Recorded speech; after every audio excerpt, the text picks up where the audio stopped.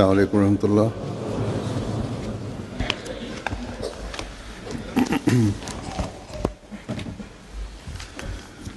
أشهد أن لا إله إلا الله وحده لا شريك له وأشهد أن محمدا عبده ورسوله أما بعد فأعوذ بالله من الشيطان الرجيم بسم الله الرحمن الرحيم الحمد لله رب العالمين الرحمن الرحيم مالك يوم الدين إياك نعبد وإياك نستعين اهدنا الصراط المستقيم صراط الذين أنعمت عليهم غير المغضوب عليهم ولا الضالين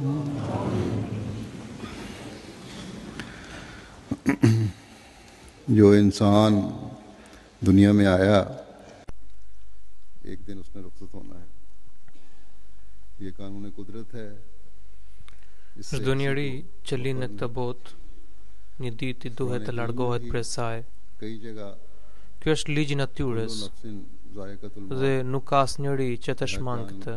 मौत का मजा चखने Edhe वाली Kurani famlart ये कहकर duke deklaruar në disa vende इस तरफ तो जो se kullu nafsin dha'iqatul maut, को अपनी çdo njeri që do të shijojë vdekjen na tërheq vëmendje खुदा ताला की तरफ përmes mënyrave të ndryshme se njeriu gjithmonë duhet të ketë अपनी जात vdekje në mend, के बाकी रहने sepse vetëm kështu ai mund të mendojë për जो Zotin. जमीन पर है बल्कि इस कायनात में है Madje बल्कि कायनातों Zoti में है në lajmëron se çdo gjë që ekziston në këtë botë, madje në këtë gjithësi, bili në gjithë tërësinë e gjithësisë ताला ने do të marrë fund एक मोमिन को dhe do të shkatrohet इस përveç दुनिया की जिंदगी से qenies së ज्यादा tij. अगले Pra, जहान की kur जिंदगी vetëm की तरफ qenia e Zotit është e pashtershme dhe e përjetshme, dhe Allah e tërheq më shumë për kushtim një besimtari për jetën e botës tjetër उसके इनामात se sa për jetën e kësaj bote. और Pra, नाफरमानी की वजह से që në fakt është jeta e vërtetë dhe e amshueshme, brenda së cilës robi do të gëzojë mirësitë e Allahut खुशकिस्मत हैं nëse i ishte përmbajtur porosive të जो tij, इस दुनिया पर por edhe mund të pasojë ndëshkim për shkak të mosbindjes së tij. खुदा ताला की रज़ा के Lum ata रसूल की prej कोशिश nesh që i japin përparësi botës tjetër, उस bëjnë përpjekje për të fituar pëlqimin e Zotit राजी करने के लिए अपनी जिंदगी का अक्सर dhe हिस्सा गुजारते हैं। kalojnë jetën e tyre kryesisht për të kënaqur या ये atë कोशिश करते हैं कि इस të तरह dashurinë e इससे vërtetë. दिलदार राजी हो। दीन को दुनिया पर मुकद्दम रखते हैं Pra, और इसके gjithmonë mundohen të लिए kalojnë कुर्बानी jetën e tyre ashtu siç pëlqen तक Zoti i आगे चले tyre. जाते हैं कि खिदमत Japin दीन के e अलावा përsi besimit në vend të dunjas दिलचस्पी नजर ही नहीं आती। dhe mbeten të gatshëm për të ofruar çdo lloj sakrifice për këtë. तो Madje इसलिए ata arrin deri këtu që खुदा përveç ताला का detyrave ये fetare, हुक्म है asgjë nuk u duket tërheqëse. Ata kujdesen për të drejtat e të tjerëve, दीन है duke ju përgjigjur porosisë së Zotit खुदा ताला की të lartësuar, रजा के që u रसूल के लिए kërkon निभाते të हैं përmbushin të drejtat e krijesës së Tij, और इसके निभाने के लिए sepse edhe kjo रास्ते është की किसी रोक को pjesë e खातिर नहीं besimit. लाते। Ata mbajnë premtimet e tyre për të arritur kënaqësinë e Zotit dhe në këtë rrugtim nuk I tremben asnjë pengese. Në vështirësi apo në rehati, në shtrëngim apo në begati, në shëndet apo në sëmundje, gjithmonë për atyre qëndron vetëm një synim, që t'i plotësojnë fjalën që ata I kanë dhënë Zotit dhe të përgjigjen kërkesat e këtij amaneti. Pra, këta persona janë të tillë që përshkruhen në këtë ajet, ku Allah thot: "Wa minan nasi man yashri nafsahu ibtigha'a mardatillah, wallahu raufun bil ibad."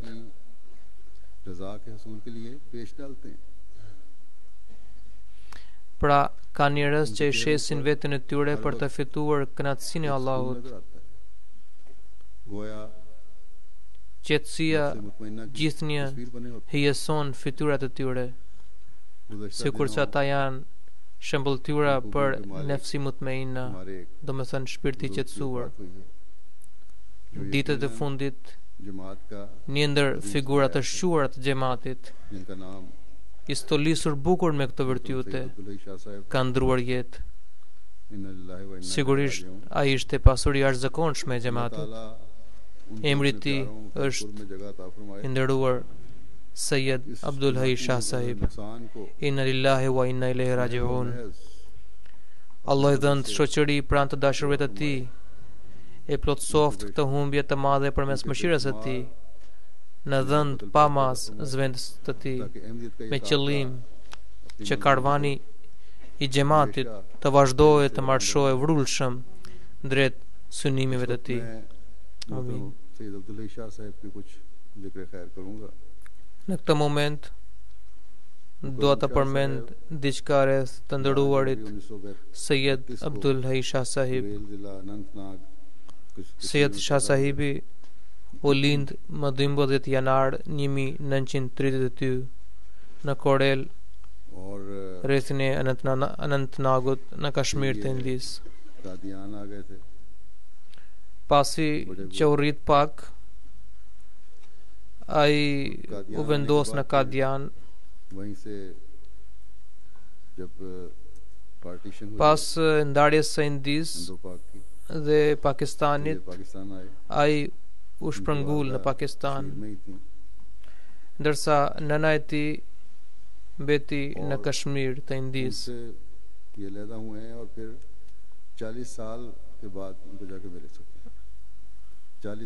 Ai u nda nga nëna e tij dhe pas 40 vjetësh mundi të takonte atë përsëri. Pra nuk arriti të takohej me nënën e tij për një periudhë të stërmadhe 40 vjeçare. Ai përballoi këtë ndarje vetëm për hir të besimit.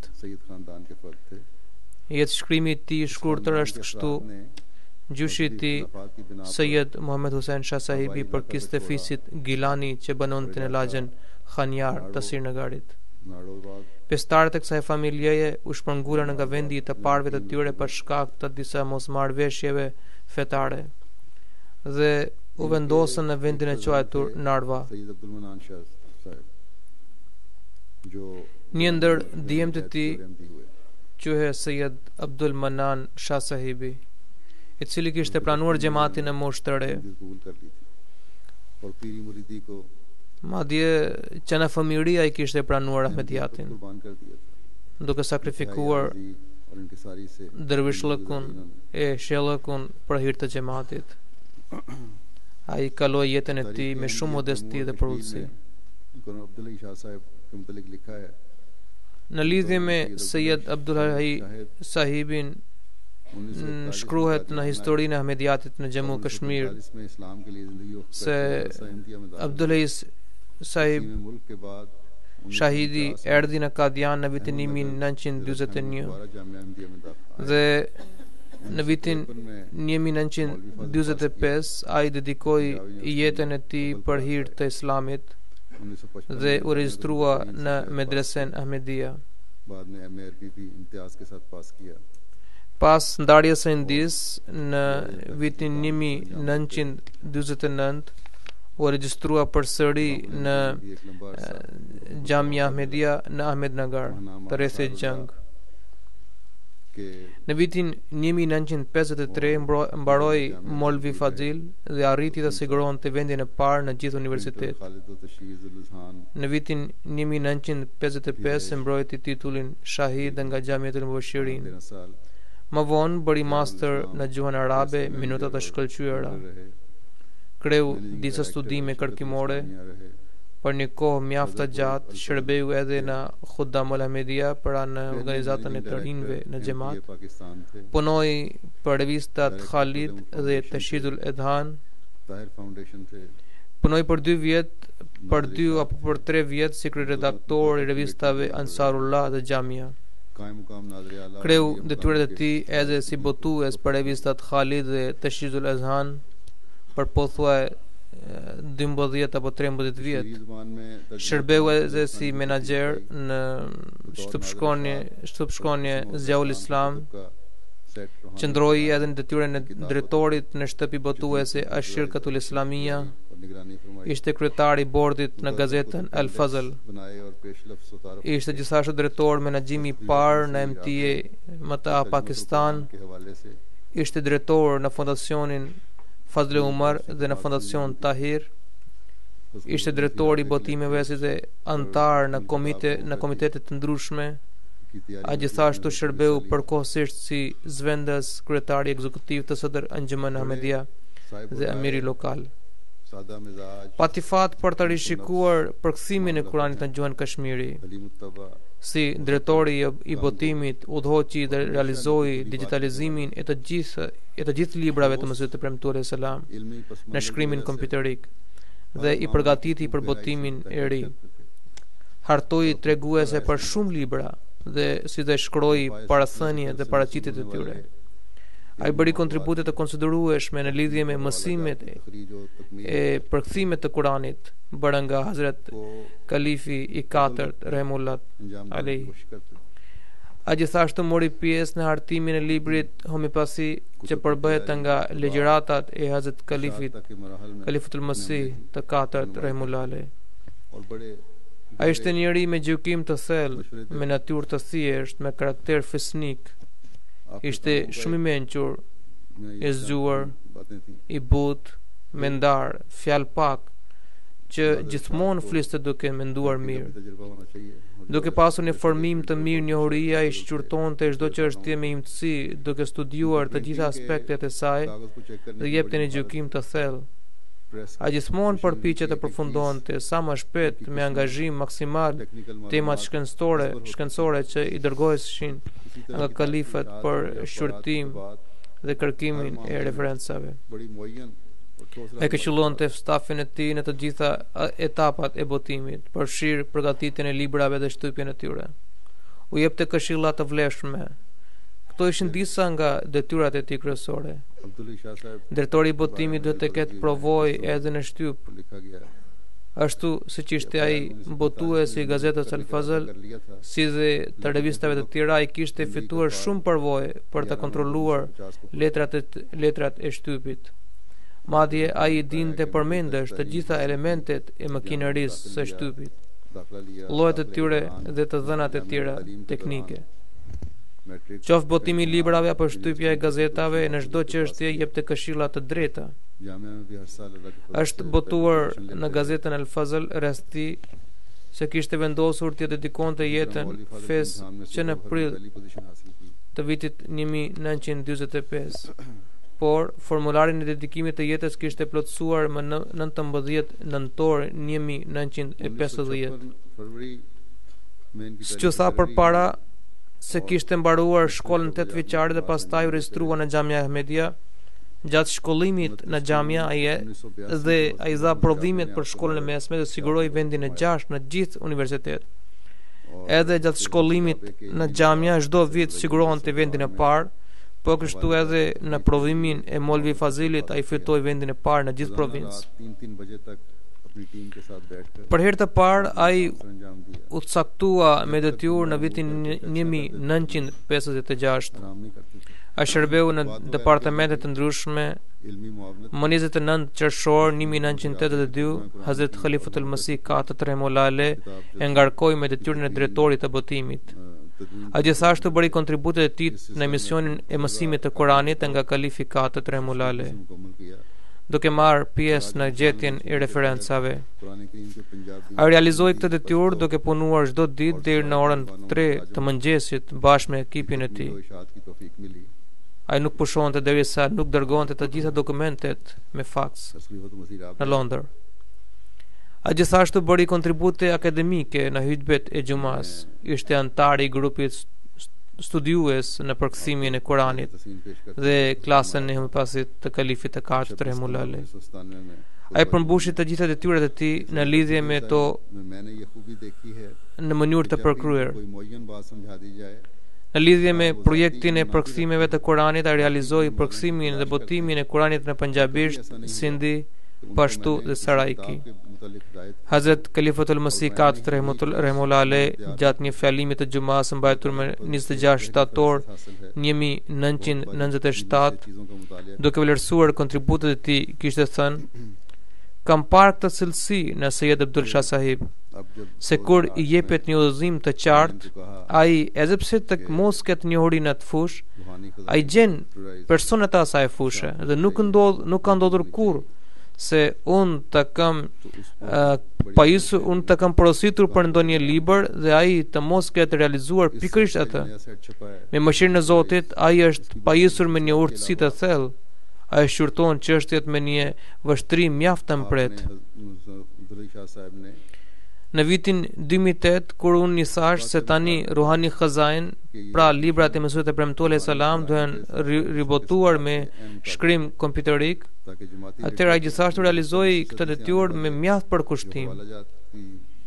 Botimi i ri kompjuterik, përveç shumë veçorive, dallohet edhe nga fakti se Shah Sahibi u kujdes që ai të mos ketë dallim, pra botimi i ri të mos kishte dallim me botimin e mëparshëm, për sa i përket renditjes së faqeve, me qëllim që të mos ketë asnjë ndryshim në referencat e librave që janë përdorur në literaturën e xhamatit përgjatë gjysmëshekullit. Përveç kësaj, në këtë botim janë përfshirë edhe disa shkrime të Mesihut e Premtuar alayhis salam, sidomos poezi në arabisht e të tjerë, të cilat për ndonjë arsye nuk ishin botuar përpara. Hazrat Khalifatul Masih Katët Rahimullah Aleh në fillimin e përkthimit të tij të Kuranit në gjuhën urdu ka shkruar në nënshtriturin shprehje mirënjohje. Ai shkruan se në përpilimin e këtij përkthimi të Kuranit ka punuar vazhdimisht një ekip dietarësh këtu në Londër, si dhe në qendrën e xhamatit në Rabua, një ekip dietarësh në udhëheqjen e Sayyid Abdul Hai Shah Sahibit, drejtori i botimit, më ka ndihmuar duke rishikuar përkthimin dhe duke bërë sugjerime dhe mendime të çmuara. Po të mos ishte kontributi dhe ndihmesa e të gjithë këtyre, për mua do të ishte pamundur të realizoja këtë punë. Hazrat Kalifi Katët Rahimullah Aleh u shpreh në një letër shkruar në 1997 se Mehzarnama, pra dokumenti që ishte paraqitur në asamblen pakistaneze nga xhamati, është botuar shumë mirë. Jam shumë i kënaqur. Mashallah, ju punoni me shumë përkushtim dhe kujdes. Pastaj në një tjetër letër, Hazrat Kalifi Katët Rahimullah Aleh shkroi: "Mora raportin e primtarisë suaj me filan dat. Mashallah, ju punoni me hovë të madh dhe shkalla e prodhimtarisë është shumë e lartë. Me bekimin e Allahut ju jeni i vetmi drejtor që nuk ka nevojë të rikujtohet për detyrat e tij. Jazakumullahu ahsanul jaza. Allahumma zid wa barik. Allahu ju shpërbleft me shpërblime më të mira. Allahu ja shtoft dhe ju bekoft." Pastaj letra vazhdon: Allahu i kishte dhënë aftësi të jashtëzakonshme për punë.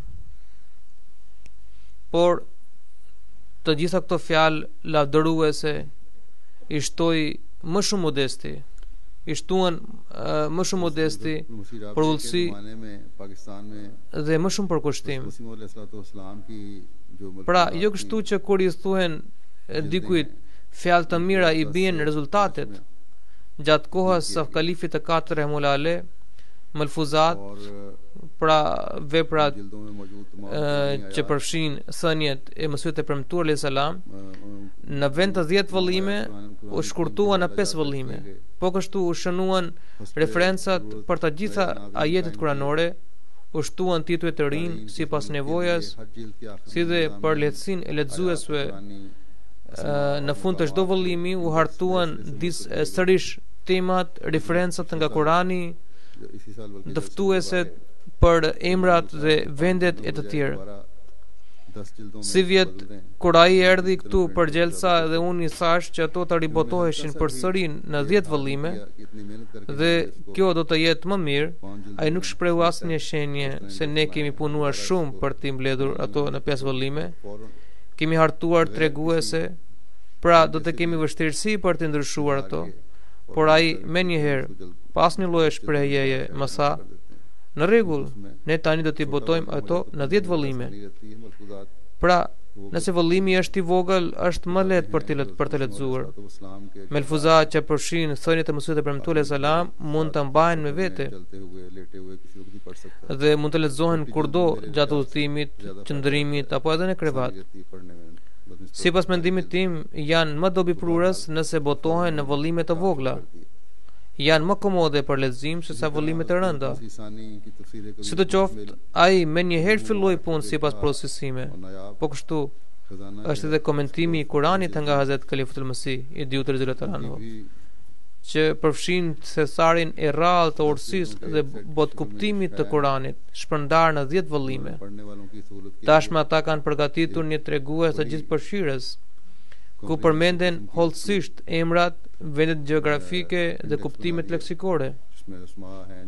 A gjithashtu ishte pjesëtar në shumë komitete të ndryshme, të rëndësishme, për shembull në grupin e Këshillit, në departamentin e historisë Ahmediatit, në bordin e fetvas, në komitetin e bibliotekës së kalifatit, në komitetin e planifikimit, në komitetin e ruajtjes së materialit audio-video, si dhe në komitetin e 100 vjetorit të kalifatit. A gjithashtu kishte nder të burgose në rrugë të Zotit. Ai ishte kryetar i bordit të gazetës Al-Fazl. Abdullah sahibi rrëfen takimin e tij të parë me Hazrat Khalifatul Masih të tretë rahimullah alej, se më kujtua rreth autoritetin dhe dhemshurisë së kalifit të tretë rahimullah alej, se kur huzuri më ngarkoi me disa detyra shumë të rëndësishme të xhamatit, atëherë huzuri më thiri për takimin e parë zyrtar. Duart e mia ndridheshin nga frika dhe respekti. Huzuri me plot zemërbutësi mu drejtua se pse je nervoz. Sqarohu mirë për detyrat për e meje dhe pastaj punoni me përkushtim të plot. Pastaj më kapi duart dhe mu largua ajo gjendje. Huzuri nuk besonte dika aq shpejt, por kur besonte dika, i gëzonte me dëmshuri, udhëzim dhe falje të bollshme. Ai shkruan se në një çështje gjyqësore u lëshua urdhër arestimi ndaj meje. Pra në Pakistan shpesh dilin urdhër arestimi ndaj kryeredaktorëve dhe botuesve të revistave. Pra edhe u lëshua një urdhër arestimi ndaj tij.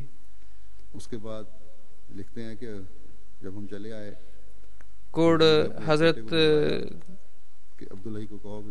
Khalifatul Masih i tretë rahimullah alej mësoi këtë, ai u këshillua me këtë, si dhe me disa avokatë të xhamatit.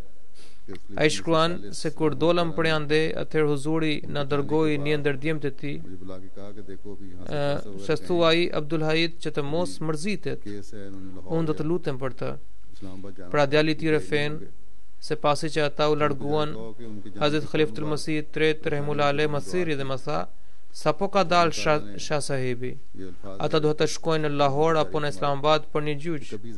Thua ju se kur unë ju luta Zotit pas largimit të tyre me atë ndjenje shqetësimi, atëherë Allahu nisi bëri që të shprehja këto fjalë që ishin në gjuhën urdu, कभी जाया नहीं करता वो अपने नेक बंदों को, domethënë ai nuk u bën dëm robërve të tij të mirë. Pra këtu nuk ka vend për të shqetësuar. Ata kishin sajuar një padi mjaft të rrezikshme. Ishte një çështje shumë delikate. Por brenda disa ditësh e gjithë çështja mori fund. Pra ky lajmërim që Hazrat Khalifatul Masih i tretë Rahimullah Alej është gjithashtu, pra ky lajmërim që mori Hazrat Khalifatul Masih i tretë Rahimullah Alej është gjithashtu një vërtetim se në sy të Zotit të Madhërisëm, Shah Sahibi radhitet ndër robërit fisnik që gjithmonë gjenden në mbrojtjen e tij. Më vonë një çështje tjetër ai u burgos dhe gjeti rast të qëndronte brenda qelisë për hir të Allahut. Për sa i përket gjuhës tjetër është një varg nga poezia e Mesihut të premtuar selam, në të cilën ai thotë se këta janë 5 veta tek të cilat mbështeten. Kur botua libri me këtë varg, atëherë u ngrit një padi kundër zotri Muhammed Ashraf Sahibit, qatipit i atij libri, si dhe ndaj Sayyid Abdul Shah Sahibit. Ata dy qëndruan për disa ditë në qeli, ndërsa gjyqi vazhdoi për disa muaj. Një murabi sahibi shkruan se fillimisht rroga ishte shumë e vogël dhe mezi plotësoheshin nevojat më jetike. Duke parë një gjendje të tillë, vjeri i tij një herë i tha se ju jeni mjaft i arsimuar, pse nuk merreni me drejtimin material. Shah Sahibi rëfen se unë ju përgjigja se kam bërë 2 betime. Kam bërë një betim vajzës suaj për martesë, ndërsa betimin tjetër i kam bërë Zotit për dedikimin e jetës. Tani mos thoni mua vetë se cilën premtim të shkel. Pas pak i thash se nëse e mbaj premtimin e parë dhe e prish premtimin e dytë, kjo është diçka që s'mund të ndodhë. Pas kësaj vjeri nuk e ktheu përgjigje. Madje kur nuk hapi këtë bisedë. Shah Sahibi rëfen se pas kësaj ngjarjeje Allahu më soli shumë begati. Pra të parat tanë kishin edhe këtë qiltërsi se vjeri i tij, duke parë gjendjen e tij dhe duke u shtyur nga kërkesat njerëzore, i shkoi mendje për këtë, por pasi që mori përgjigje mbeti i hirshtur, sepse një musliman ahmedian as s'mund të imagjinojë për të thyer betimin e Zotit. Kjo ngjarje gjithashtu tregon bindjen e Shah Sahibit ndaj Allahut. Edhe Allahu e vlerësoi aq shumë bindjen e tij dhe përkushtimin për të mbrojtur betimin me Zotin, se Shah Sahibi vetë rëfen se pas kësaj gjatë gjithë jetës nuk kam hasur asnjë shtrëngim apo vështirësi.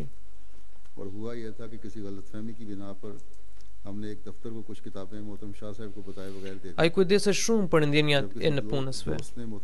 Një ekonomist që punon në zyrën e tij rëfen se kam punuar 15 vjet me Shah Sahibin. Nuk më kujtohet asnjë rast përveç njërës kur ai të ketë shprehur zemrimin e tij.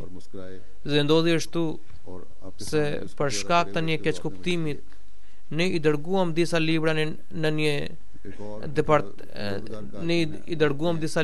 një departamenti tjetër pa dijenin e Shah Sahibit.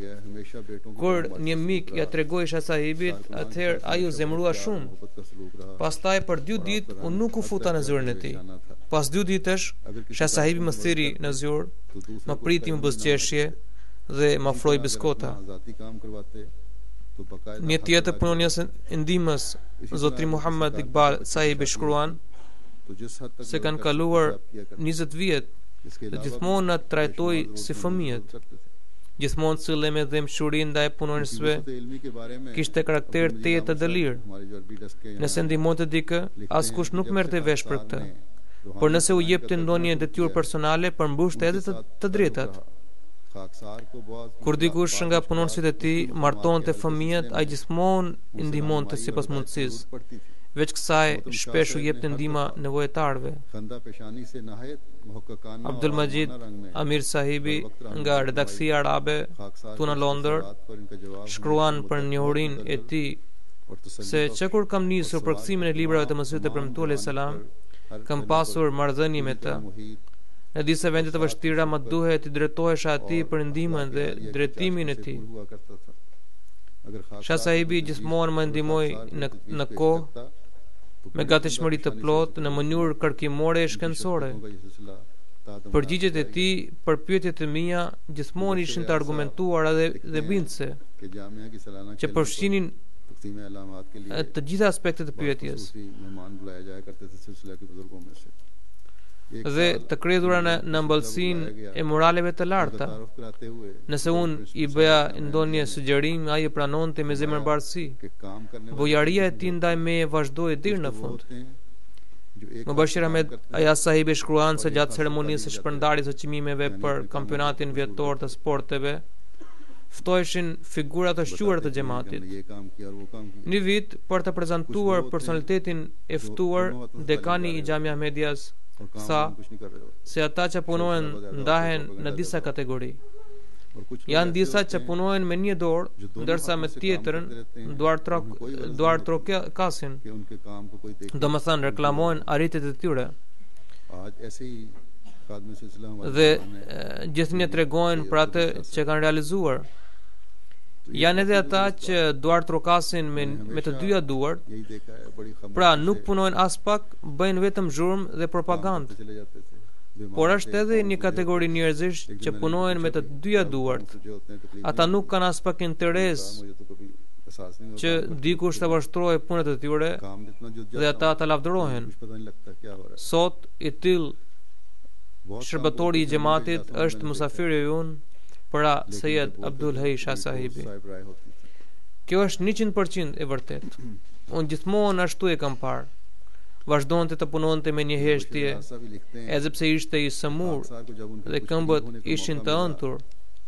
Madje një herë e pyeta se ju janë ëntur këmbët, a nuk i dhembin? Ai u përgjigj se unë nuk kam ndier fare. Gjatë punës angazhohem aq shumë në punë se nuk di se çfarë po ndodh.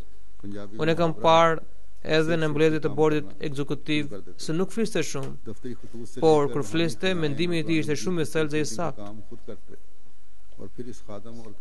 Mubashir Ayaz Sahibi shkruan se kur pata mundësi të fitoja nga shoqëria e tij dhe për pak kohë punova edhe si zvendësi i tij, unë në të vërtet ashtu e gjeta. Pra, fjalë pak, i dëlir, shumë punëtor dhe stolisur me shumë veti të tjera. Sa po vinte në zyrë, angazhohen në punë. Është një shprehje në gjuhën punjabe se hidhe në punë, që nga letërkëmbimi zyrtar vetë merre me redaktimin e përkthimit të Kuranit dhe librave të Mesihut të Premtuar alayhis salam. Angazhohej ashtu në punë që ky shërbëtor i xhamatit nuk dinte se kur ka kaluar orari i punës dhe punonësit e tjerë kanë ikur nga zyra. Nga një herë nga puna i ëndshin këmbët, për ky robi i Zotit nuk dinte gjë tjetër përveç punës dhe vetëm punës. Ai ishte njëri pa kur fare interes, vetmohues dhe me një shpirt të dëlir. Unë e kam parë nga shumë afër, nuk dinte reklamim, shtirje apo ekspozim. Bojaria dhe shfaqësimi, pra mbulimi i gabimeve të tjerëve, kishin arritur kulmin në të. Ishte një thesar dhe burim i jashtëzakonshëm për historinë e xhamatit. Pavarësisht nga angazhimi i dendur, gjithmonë sillej me buzëqeshje. Ishte miqërimi i dëlirësisë, thjeshtësisë dhe përullësisë. Unë vetë kam vënë re se paratë e xhamatit i shpenzonte me shumë kujdes dhe maturi. Madje mendonte disa herë, vepronte me ndërgjegje të plotë se paratë e xhamatit mos pasojnë dëm. Në raport me punonësit e tij, të paret si dashamirësia, mos përfilja ndaj gabimeve dhe mëshira ishin shumë të theksuar. Ishte i sëmur për një kohë të gjatë, por asnjëherë nuk lejoi që gjendja shëndetësore ndikonte në detyrën e tij. दोनों की राय यकसा थी कि साहब किताब Një Murabi sahibi ka shkruar se në karakterin e tij nuk kishte asnjë grimse nga egoizmi apo mendimësia. आपने Dhe në të vërtetë ai ishte një rob vetmohues dhe i dëlir me tipare engjëllore. खजाने जिल्द 18 में Një Murabi sahib shkruan se kur ne punonim me veprat e Mesihut e premtuar alayhis salam, atëherë nga një ngjarje kuptova se sa e palëkundshme ishte bindja e tij ndaj Mesihut e premtuar alayhis salam. तो अपने बयान पर कायम रहा Në gjyqin e Henry Martin Clarkut, Mesihi i premtuar alayhis salam ka shkruar emrin e gjykatësit si Douglas. वो नाम था जो मसीह Por në vëllimin 15 के पहली दफा në librin Tariqul Qulub në faqen 349 emri i gjykatësit është हमेशा अपने J.R. Raymond, करने वाले थे ndërsa vendi është shkruar Pathankot. के लाइब्रेरियन साहब लिखते Për të sqaruar këtë çështje, u kontaktua me departamentin e hulumtimit si dhe me të historisë së Ahmediatit. Të dyja departamentet काम करते përgjigjen se është gabim shtypi, हमेशा उनके पाँव ndërsa Shah sahibi insistonte se gabimi shtypi s'mund të jetë në këtë mas. लिखते हैं कुछ माह Dhe ai nuk i shtoi asnjë fusnot dhe e la ashtu siç ishte.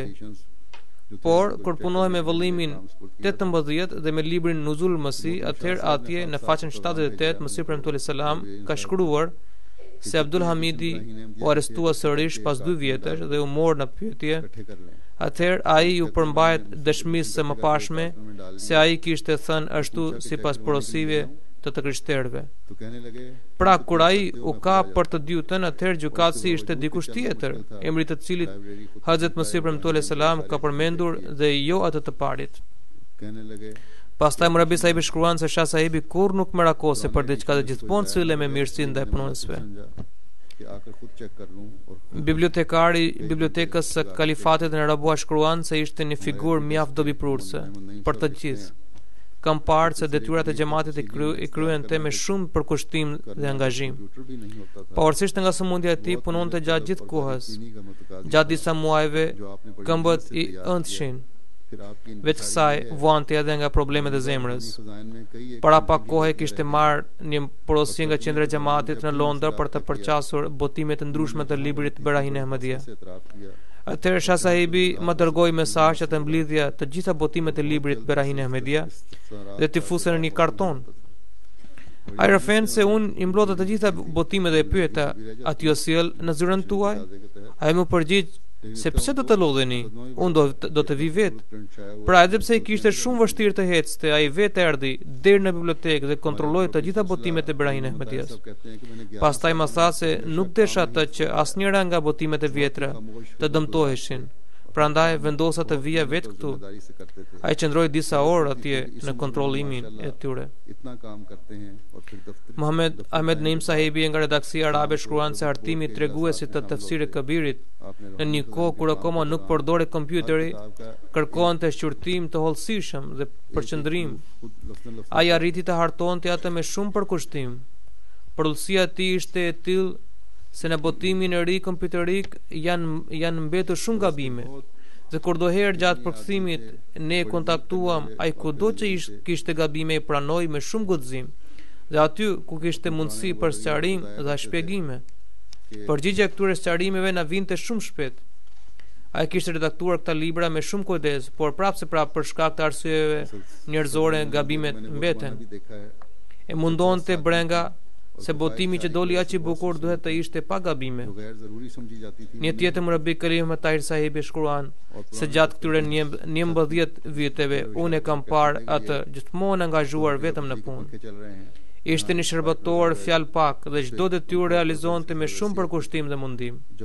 Na vinte çudi se mashallah edhe në këtë moshë punonte aq shumë dhe pastaj pas orarit zyrtar vinte sërish për të marrë pjesë në mbledhjen e bordit arabik. Gjatë punës së botimit të librave të Mesihut e premtuar alayhis salam, ai kishte lexuar fjalë për fjalë çdo provë. Ishte një figurë akademike, një shërbëtor i xhamatit që ishte plotësisht i përkushtuar ndaj detyrës. Shpesh i thoshte misionarëve të vjetër se un kam parë edhe atë kohë në zyrat e Sadr Njoman Ahmedia ku kishte shumë thjeshtësi. Për shkak të kursimit, shumë gjëra që konsideroheshin të panevojshme nuk ekzistonin. Duke treguar tavanin, thoshte se sot në çdo zyrë gjenden freskuese elektrike. Atëherë ishte një freskues lidhur me tub që bashkohej me një letar. Kur doherë kishim nevojë për ajër, ne e tërhiqnim letarin dhe kur nuk ekzistonte as energjia elektrike, as këto lehtësi. A referencat Khalifat al-Masih Dutër Xhelal Anhu kishte dërguar në Kashmirin e Indis për të përcjellë një mesazh. Kur mbërriti në Rawalpindi, nuk gjeti asnjë transport. Nëse ai priste për transport, kjo do të shkaktonte vonesë. Prandaj për të kryer porosin e kalifit sa më shpejt, ai u nis që nga Rawalpindi në këmbë. Po ashtu edhe u kthye në këmbë dhe përcoli mesazhin e huzurit në vendin e duhur. A gjithashtu kishte adoptuar një vajzë të cilën e martoi me një murabi. Ai e trajtoi si fëmijët e vet. Edhe pas martesës gjithmonë kujdese për të, e vizitonte dhe i çonte dhurata. Edhe në shtëpi sële mirë me gruan dhe fëmijët. Fëmijët tregojnë se kur nuk kemi dëgjuar atë duke folur apo duke në bërtitur me zë të lartë. Ai kujdese shumë për respektin dhe nderin e fëmijëve dhe edukoi në mënyrë të shkëlqyer. Thjeshtësia shfaqen në çdo aspekt të jetës, urrente vetë reklamim. Ishte shembulli i shkëlqyer i durimit në çdo aspekt. Asnjëherë nuk tregonte për dhimbjen e tij, qoftë në sëmundje apo në ndonjë rast tjetër. Kishte aq shumë durim se kur mori lajm për vdekjen e nënës së tij, që jetonte në Kashmir të Indis, e përballoi këtë pikëllim me shumë kuraj dhe durim.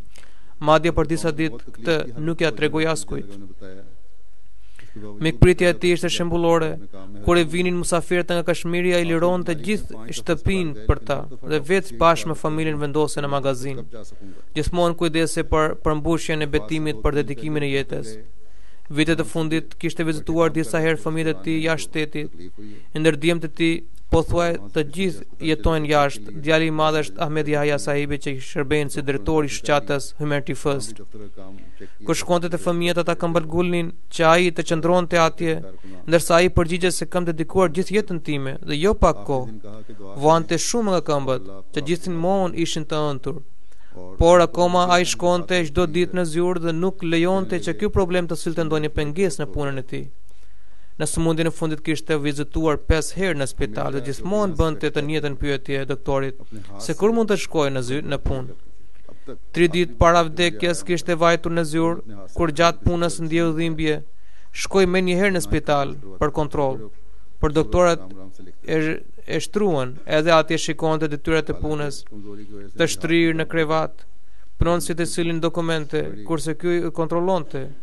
Ditën e fundit u tha, lutuni, u tha punonisve, që lutuni dhe qoftë Allahu mbrojtësi dhe përkrahësi juaj. Kishte kuptuar se koha e vdekjes ishte afër. Ai tha se koha e fluturimit tim ka ardhur. Çdo letër që dërgohej prek tuaj i përgjigje vetë me dorë deri në fund.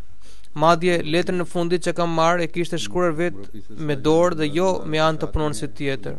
E as me shkrim kompjuterik. Shkruante dalë nga dalë, por me shkrim të bukur. Edhe pse i dridheshin duart nga dobësia, por akoma shkruante vetë me kohë. Më 14 dhjetor ishte në zyrë kur deri në orën 11:30 dhe pastaj ndroi jetë. Ishte dëshira e tij që të ndronte jetë në zyrë.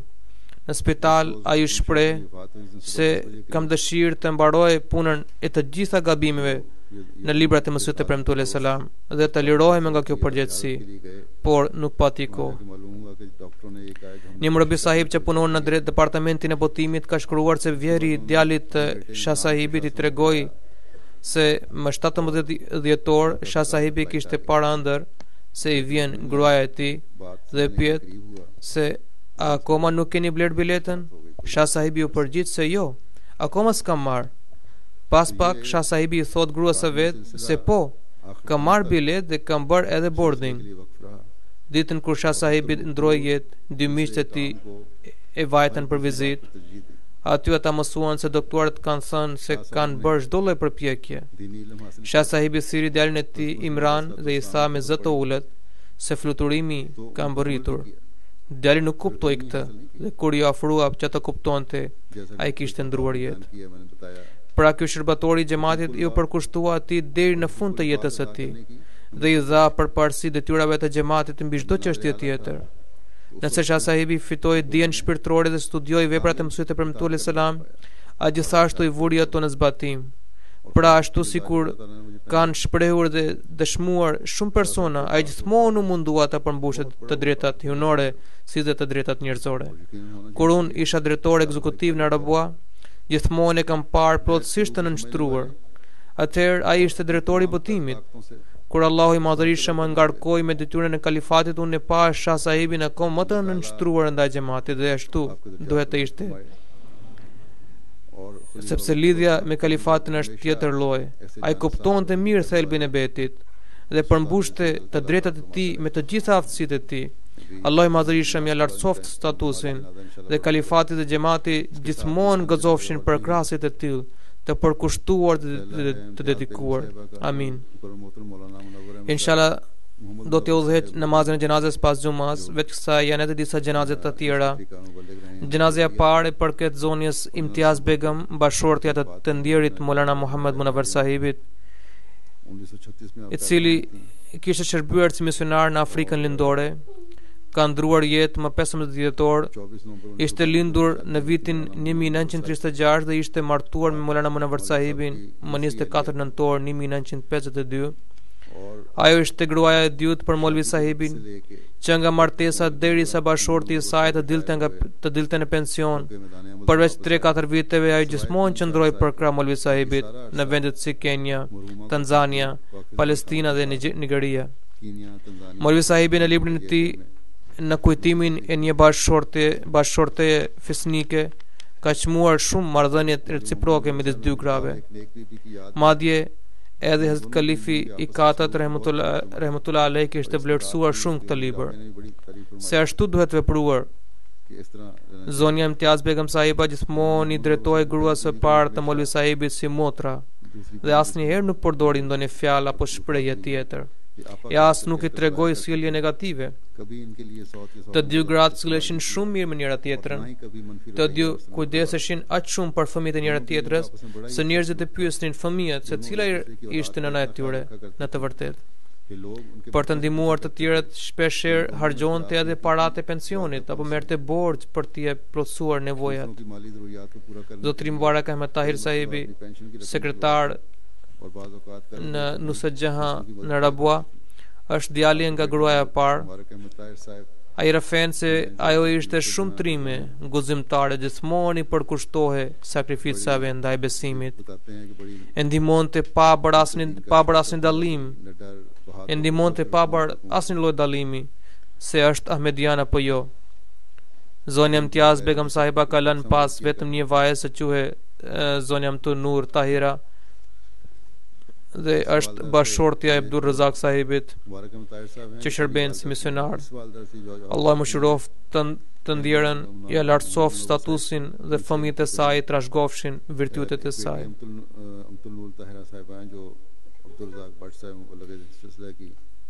Gjenazja tjetër i përket motrës Zena Vasim Sahiba, bashortja e zotri Kamaluddin Kahlon Sahibit nga Shbaja, e cilën ndroi jetë më 6 dhjetor në moshën 84 vjeçare.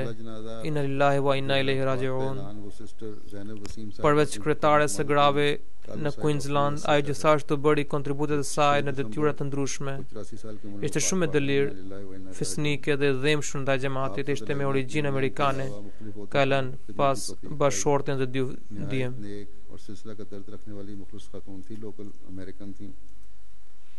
Gjenazja tjetër është e zonjës Amtur Rahman Sahiba nga Calgary, Kanadaja. Ajo ndroi jetë në moshën 61 vjeçare, si rrjedhoi e kancerit. Inna lillahi wa inna ilaihi raji'un. Ishte një zonjë fisnike, e përpikt në ibadete, falte dhe tahajjudin dhe ishte shumë e devotshme. Bëria dhe umra, Kurani dhe librat e mësuesit e Premtuar selam i lexonte me shumë dashuri. Kishte bërë edhe vësijet. Gjenazja tjetër përket zonjës Vasima Begum Sahiba nga Amerika, e bija e Hazrat Sayyid Waliullah Shah Sahibit rahmet pas. Hazrat Sayyid Waliullah Shah Sahibi ishte daja i madhi kalifit të katërt rahmetullah alej. Kjo është vajza e tij më e madhe. qëndroi jetë në moshën 84 vjeçare. Ishte stolisur me shumë virtute. Shpesh pas fjalimit të xumas më merrte në telefon dhe më thoshte posaçërisht për lutje që fëmijët e saj gjithmonë ecin në rrugë të drejtë. Një ndër djemtë e saj është Nadim Faizi sahibi që shërben si presidenti në një xhamat në Amerikë. Allahu lartësoft statusin dhe virtytet e mirësitë të kalojnë në fëmijët e saj. Gjenazja tjetër i përket Mia Abdul Qayyum sahibit, i biri i të ndjerit Mia Vazir Muhammad sahibit nga Kueta.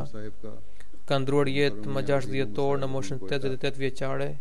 Inna lillahi wa inna ilaihi rajiun. Ushqehemi në dashuri të pashtershme ndaj Mesihut të premtuar alayhis salam dhe kishte një lidhje të ngushtë me kalifatin.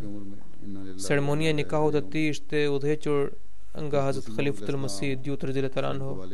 Madje huzuri në këtë nikah kreu edhe detyrën e kujdestarit të tij. Muhammad Mustafa sahibi nga Orangi Town, Karachi, Pakistan, kishte ndruar jetë më 27 shtator. Inna lillahi wa inna ilaihi rajiun.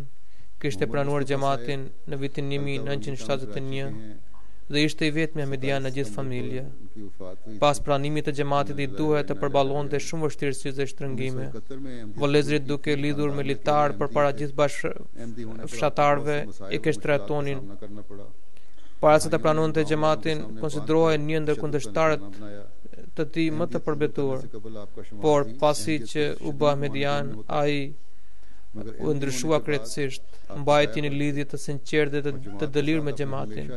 Ai realizoi detyrat si sekretar për mësimin e Kuranit, edukatori i fëmijëve, sekretari i përthirrjen ndaj Allahut dhe mësuesi lokal. Ai u mësoi Kuranin djemve, vajzave dhe grave të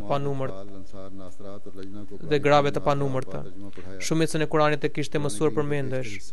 Ai ka lënë pas bashortën dhe një djalë që shërben si misionar. Nadir Ahmed sahibi nga Çekwali kishte ndruar jetë më 21 korrik. Ai ishte djali i Hazrat Karam Ilahi sahibit radhiyallahu anhu, një ndër sahabët e Mesihut të premtuar alayhis salam. Në vitin 1930 babai i tij e lë atë në Kadian që të shërbente kalifit e dyut radhiyallahu anhu. Ai qëndroi për 17 vjet atje. I ndjeri kishte bërë vesijet, ishte shumë i sinqertë dhe i përkushtuar ndaj kalifatit. Fateh Muhammad Khan sahibi ka ndruar jetë më 28 nëntor, ishte shumë i dëlirë dhe i pajisur me virtyte të shkëlqyera. Ka lënë pas 5 vajza dhe 3 djem. Djali i tij Hafiz Burhan Muhammad sahibi ka dedikuar jetë dhe shërben si mësues në Xhamia Ahmedia. Madje edhe një dhëndër Mir Abdur Rashid Tabassum sahibi rahmet pas ishte gjithashtu murabbi në xhamat. Allahu u lartësoft statusin të gjithëve këtyre, u dhën durim, kuraj dhe guxim të afërmve të tyre, mbetshin gjithmonë në virtyte të larta dhe u mundsoft të shërbejnë në xhamat me sinqeritet dhe besnikëri. Amin. Inshallah pas faljes do të udhëheq namazin e xhenazes për të gjithë këtë. जैसा कि मैंने कहा नमाजों के बाद इनका नमाज जनाजा गायब इन सबका अदा किया जाएगा.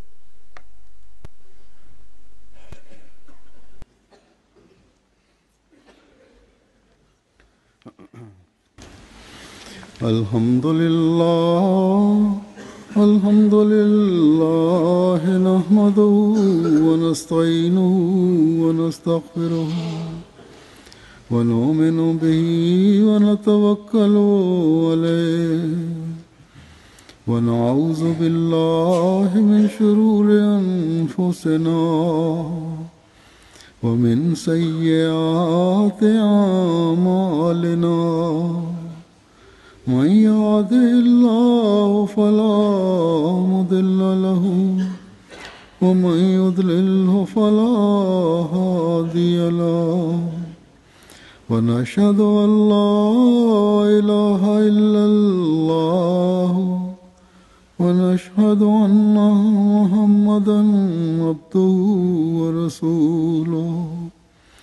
عباد الله رحمكم الله إن الله يأمر بالعدل والإحسان وإيتاء ذي القربى وينهى عن الفحشاء والمنكر والبغي يعظكم لعلكم تذكرون اذكروا الله يذكركم وادعوه يستجب لكم ولذكر الله أكبر.